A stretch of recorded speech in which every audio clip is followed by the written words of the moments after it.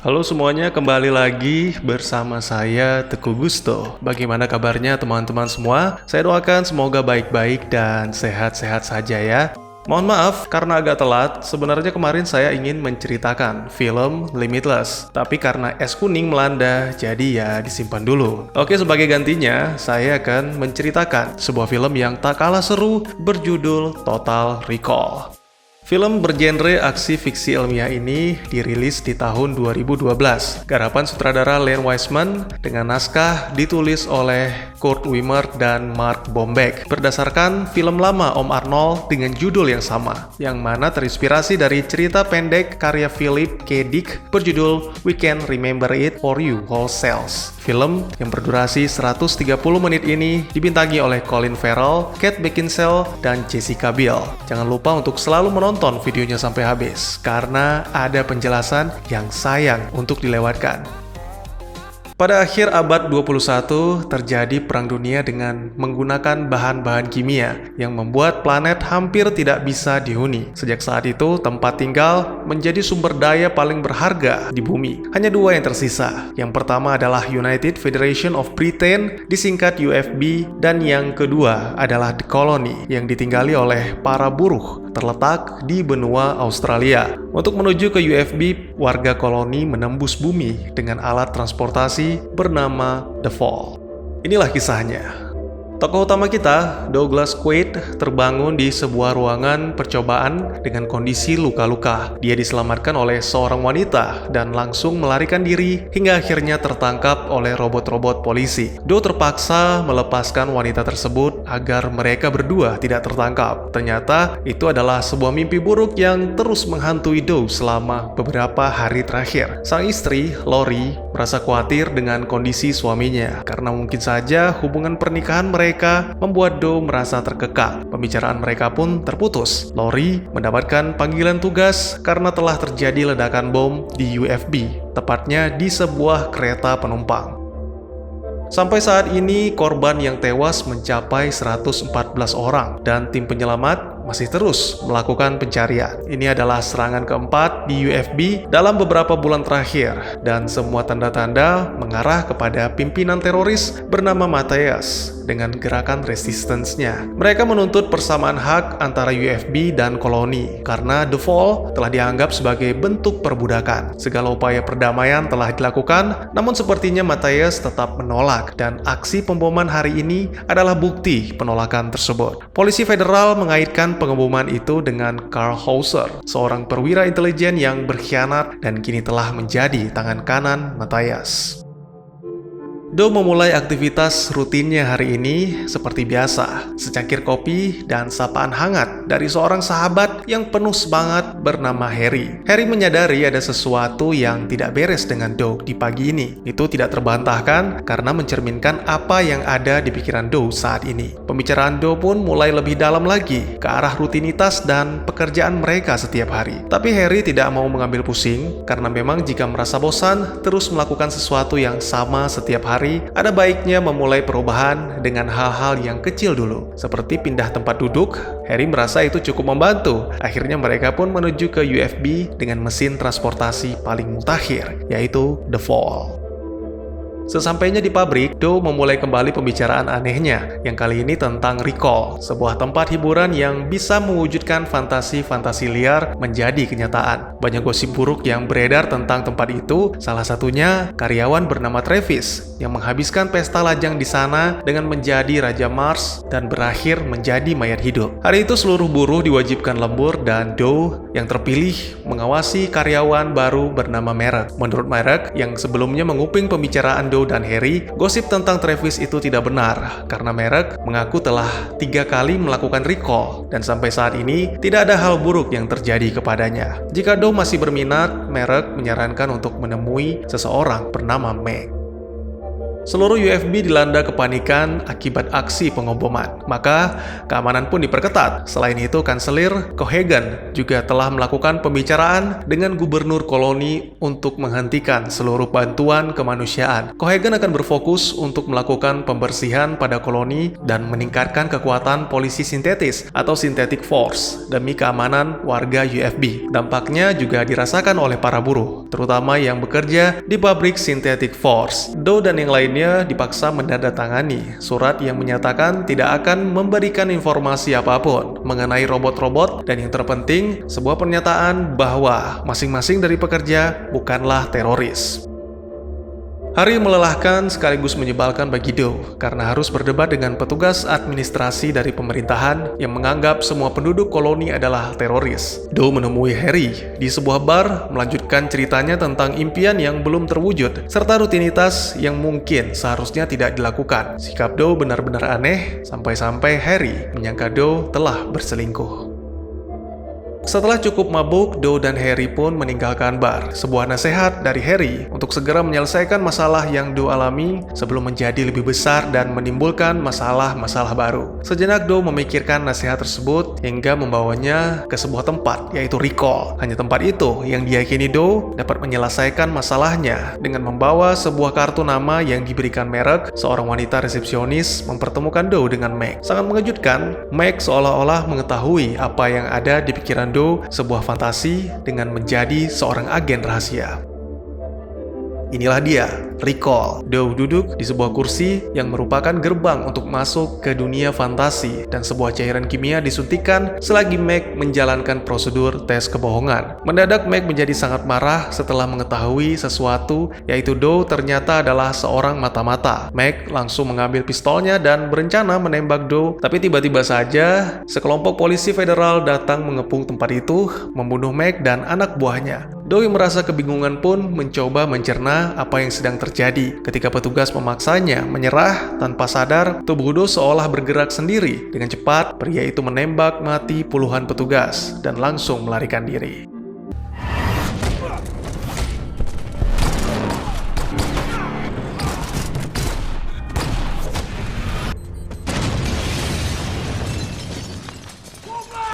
Doe kembali ke rumah dan menceritakan apa yang dialaminya kepada Lori. Doe semakin panik karena ternyata kejadian itu juga masuk dalam siaran berita di televisi. 20 orang polisi telah dilumpuhkan. Itu sangat sulit diterima oleh Lori karena yang dia tahu, suaminya hanya buruh pabrik biasa. Wanita itu pun mencoba menenangkan suaminya dengan menjelaskan keburukan dari Recall. Namun Doe merasakan pelukan Lori semakin kuat. Akhirnya dia menyadari bahwa Lori hendak membunuhnya.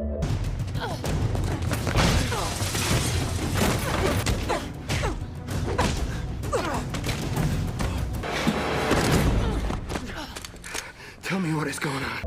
Setelah pertarungan singkat pasangan suami istri, dalam keadaan terancam, Lori menjelaskan bahwa dirinya hanya melakukan tugas sebagai agen UFB. Doe bukanlah nama asli, bahkan pernikahan mereka juga hanya sebuah rekayasa yang ditanam ke dalam otak Doe 6 minggu yang lalu. Wanita itu tidak sepenuhnya mengerti tentang apa yang diinginkan Cohagen, tapi kemungkinan besar ada sebuah informasi penting yang diketahui oleh Doe, sehingga Kanselir Cohagen memerintahkan Lori untuk menyamar dan menikahi Doe. Penjelasan itu benar-benar membuat Doe sangat terkejut, sehingga dia menjadi lengah dan Lori berhasil merebut pistolnya. Doe pun memutuskan menghindari pertarungan dan segera melarikan diri.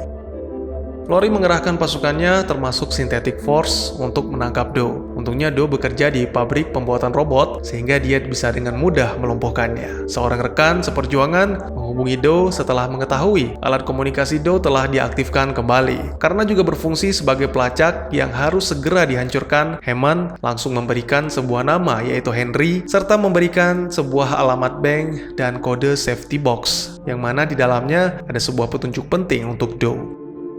Setelah mengeluarkan alat komunikasi dari tangannya dan melarikan diri dari kejaran Lori beserta polisi federal, Doe mendatangi First Bank dengan menggunakan nama Henry Reed dan memberikan kode 10549 yang merupakan nomor safety box. Dia menemukan beberapa lembar uang kertas dan buku paspor yang digunakan untuk menyamar, serta sebuah video rekaman yang menampilkan Doe sedang menjelaskan bahwa wajah yang kini digunakan bukanlah wajahnya. Ini sama seperti yang dikatakan oleh Lori, Doe telah telah diberikan nama dan identitas baru, serta ingatan yang membuat dirinya benar-benar lupa akan identitas aslinya. Karena tidak punya banyak waktu, Do memberikan alamat apartemennya untuk menemukan sebuah kunci. Video pun berakhir begitu saja karena sekelompok petugas datang menangkap Do. Good luck, buddy. Dengan menyamar sebagai pria tua, Do menuju ke apartemennya yang berada di UFB. Sangat disayangkan, penyamarannya terbongkar, tapi Do berhasil melumpuhkan seluruh petugas dengan kemampuan tempurnya yang luar biasa. Para polisi federal yang dipimpin oleh Lori pun tiba, memaksa Do harus kembali melarikan diri hingga akhirnya sebuah mobil berhenti dan ternyata pengemudi mobil itu adalah wanita yang selalu muncul dalam mimpinya. Sangat tidak disangka, wanita itu benar-benar ada dan bahkan mengenali Do. Aksi kejar-kejaran dengan menggunakan mobil menjadi semakin brutal karena Lori merasa sangat kesal ketika mengetahui siapa Do sebenarnya dari Cohaagen. Ketika sudah terkepung, Do nekat mencabut tenaga magnet sehingga mobilnya meluncur dengan cepat ke daratan.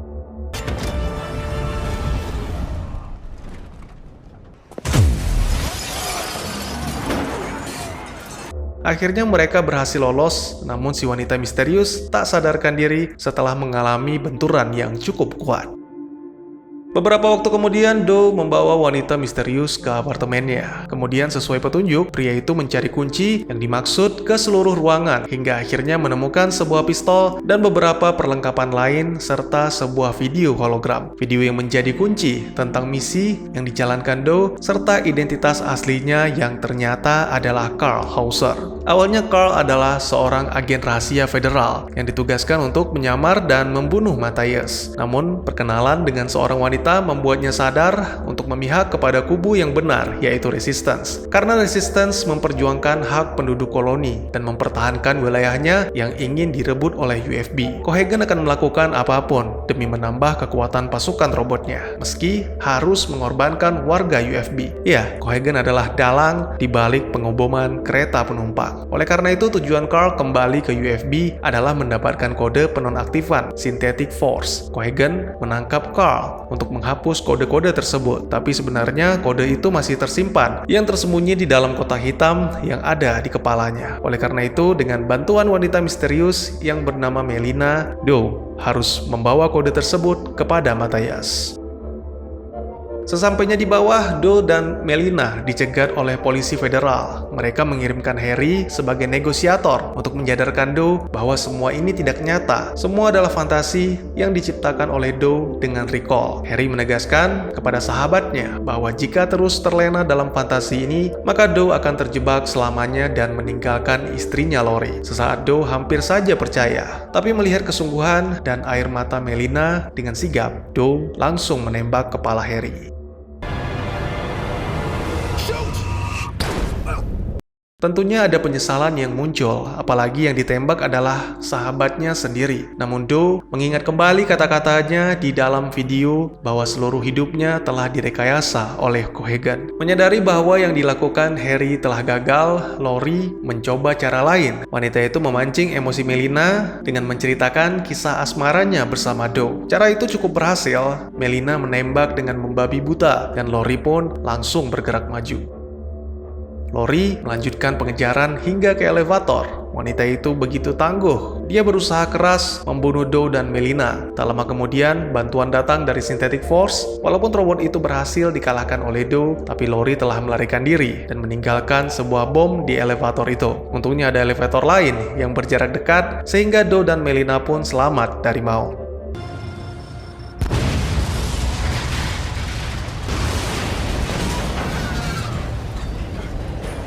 Kini mereka bergegas menuju ke markas Resistance, karena menurut pemberitaan, Cohaagen mulai mengerahkan pasukan robotnya sejak mengetahui bahwa ternyata gubernur koloni mendanai Matthias dan kelompok Resistance. Dengan menggunakan kereta bawah tanah, Do dan Melina serta beberapa anggota Resistance pergi menuju ke markas. Do sempat merasa bingung karena dia tidak bisa mengingat siapapun di sana. Namun dia bisa merasakan bagaimana berartinya Matthias bagi penduduk koloni. Markas Resistance berada di wilayah terlarang yang dipenuhi radiasi. Di sana Do baru mengetahui bahwa Melina adalah putri Matthias. Pria itu diminta bertemu langsung dengan pemimpin Resistance seorang diri. Ini pertama kalinya Do bertemu dengan Matthias. Do menjelaskan keinginannya untuk membantu Matthias, tapi sangat disayangkan dia tidak bisa mengingat apapun. Akhirnya Matthias menggunakan alat yang mirip dengan recall, yang mana ketika digunakan bisa menampilkan seluruh ingatan Do, termasuk kotak hitam yang berisi kode penonaktifan Synthetic Force. Tiba-tiba saja terjadi gangguan listrik dan tempat itu langsung dikepung oleh polisi federal.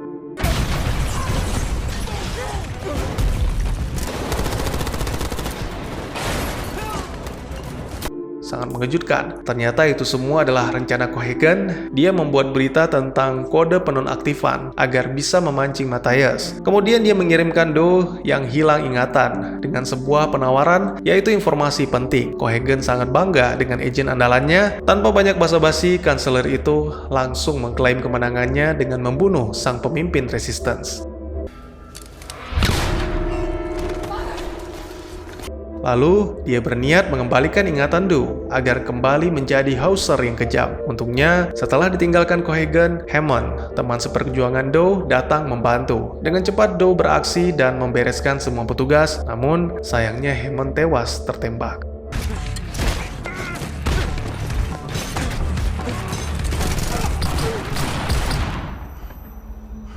Berita baru yang beredar benar-benar menggemparkan koloni. Cohaagen telah menempatkan 50.000 pasukan untuk membinasakan warga koloni yang kini dianggapnya sebagai musuh. Dengan menggunakan pesawat, akhirnya Do tiba di The Fall. Ketika benda itu mulai melesat menuju ke koloni, Do dengan cepat menyusup hingga akhirnya berhasil menyelamatkan Melina. Mereka pun berusaha melarikan diri menuju ke atas, melewati pintu Palka.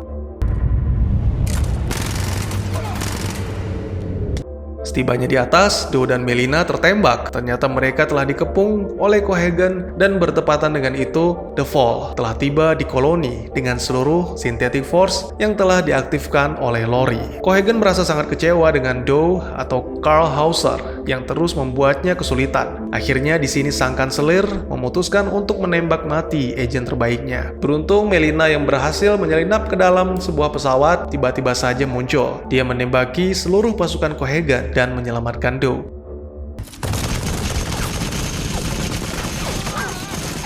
Salah satu Synthetic Force berusaha untuk menghentikan Melina. Melihat hal itu, Do pun langsung menyerang si robot. Dengan kemampuan mekaniknya, Do dengan cepat membongkar power source robot itu sehingga membuatnya tidak berfungsi. Cohaagen bangkit dan kembali menyerang Do dengan sebilah pisau. Inilah pertarungan yang sebenarnya. Mantan komandan federal UFB berhadapan dengan agen terbaiknya. Awalnya Do dibuat tak berdaya karena usia sama sekali tidak menurunkan kemampuan Cohaagen dalam bertarung. Beruntung ledakan bom membuat pria tua itu lengah sehingga Do langsung memanfaatkan kesempatan ini untuk menyerang balik.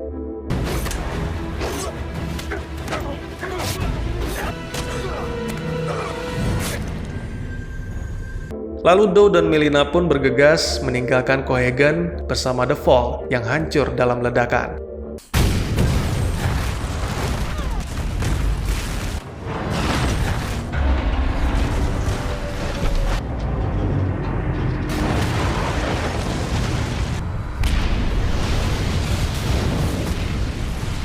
Seluruh penduduk koloni selamat dari serangan, namun sayangnya Do dalam keadaan tak sadarkan diri.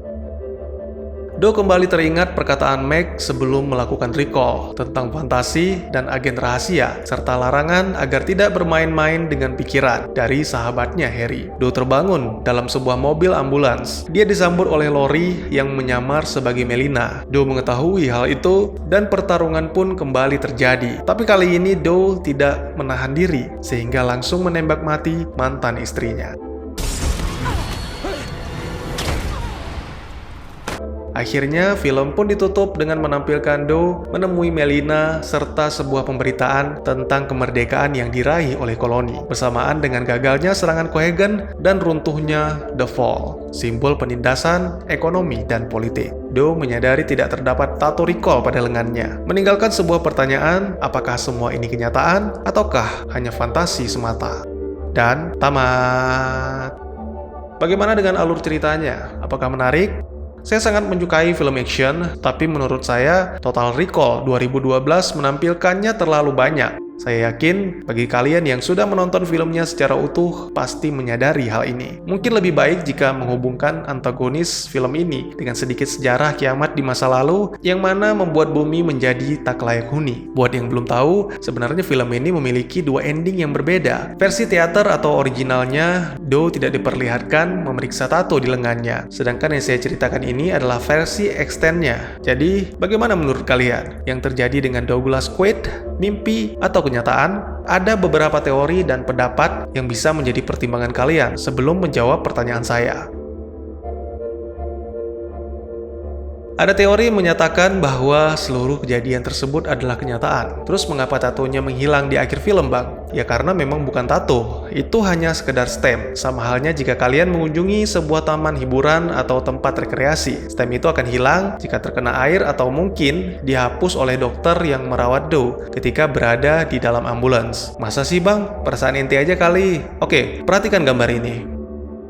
Terlihat sedikit tato dari balik lengan baju sesaat setelah jarum suntiknya dicabut. Jadi, apa yang terjadi pada Do adalah nyata. Oke, mari kita masuk ke teori yang kedua. Kita mengetahui bahwa sejak awal Do bermimpi menjadi agen rahasia dengan seorang gadis cantik yang menjadi rekannya. Meg mengetahui hal itu dan bahkan menyebutkan hampir seluruh alurnya sebelum recall dimulai. Seperti agen rahasia, bank, pesan atau kode rahasia, operasi intelijen, menjadi bawahan Matthias atau Cohegan atau keduanya. Semua itu adalah skenario recall yang telah disiapkan dalam cairan kimia. Dan juga Meg menjelaskan bahwa banyak yang datang ke recall ingin memiliki wanita simpanan padahal mereka sudah memilikinya di dunia nyata. Recall tidak bisa mewujudkannya karena bisa menimbulkan konflik yang akan berakhir dengan kegilaan. Menurut pemahaman saya, si pengguna tidak bisa memasukkan orang-orang yang tidak pernah ditemuinya sama sekali ke dalam recall. Oleh karena itu, yang berinteraksi dengannya adalah orang-orang yang pernah ditemui atau pernah dilihat di suatu tempat. Lah, terus Melina gimana, Bang? Dan para anggota Resistance? Saya pikir Do pernah melihat mereka dalam kehidupan nyata. Tapi untuk Melina adalah kasus yang berbeda. Dia bisa berinteraksi dengan Melina karena sering bertemu di dalam mimpi. Dan perhatikan tato di lengan Merek pada gambar ini. Merek mengaku telah 3 kali melakukan recall, dan itu merupakan kenangan terbaiknya, bahkan lebih indah dibandingkan kehidupan nyata. Selamat jalan, Bung. Itulah kata-kata terakhir dari Meg di dunia nyata, dan setelah itu, fantasi pun dimulai. Semua dibuat serial mungkin demi mendapatkan pengalaman yang menakjubkan. Lah, kan bisa aja dia melakukan recall tadi malam, Bang. Makanya stemnya masih ada. Itu bukan tato. Nah, oleh karena itu, menurut saya sutradara sengaja memberikan petunjuk-petunjuk yang ambigu, yang mendukung kesimpulan mimpi atau kenyataan, untuk mengajak semua penontonnya berpikir dan berpendapat secara terbuka. Semua terserah kepada teman-teman untuk memilih apa yang dipercaya. Tapi, menurut saya pribadi, semua kejadian tersebut adalah nggak perlu sensi, apalagi anarki. Saya hanya menyampaikan apa yang saya lihat dan saya pahami dari film ini, dengan tujuan dan niat membuka forum diskusi. Yang tahu benar atau salahnya hanya sutradara dan penulis naskah. Oleh karena itu, mohon maaf jika memang pemikiran saya ternyata salah. Dan juga bagi teman-teman yang punya teori tentang film ini, ataupun ingin berdiskusi, atau mungkin juga teman-teman punya referensi film lain untuk kita review, silakan tuliskan di kolom komentar, atau bisa DM ke Instagram saya di @tekugusto. Insya Allah pasti akan saya baca. Mari kita jadikan kolom komentar sebagai sarana penambah wawasan dan menciptakan jalinan persaudaraan. Bukannya malah menjadikannya sebagai tempat pembulian sehingga menciptakan permusuhan. Sekian dulu videonya dan jangan lupa untuk dukung terus channel ini dengan cara share, like, dan subscribe. Karena dukungan dari kalian sangat berharga bagi saya demi perkembangan channel ini. Saya Gusto, sampai jumpa di video selanjutnya dan tetap semangat setiap hari.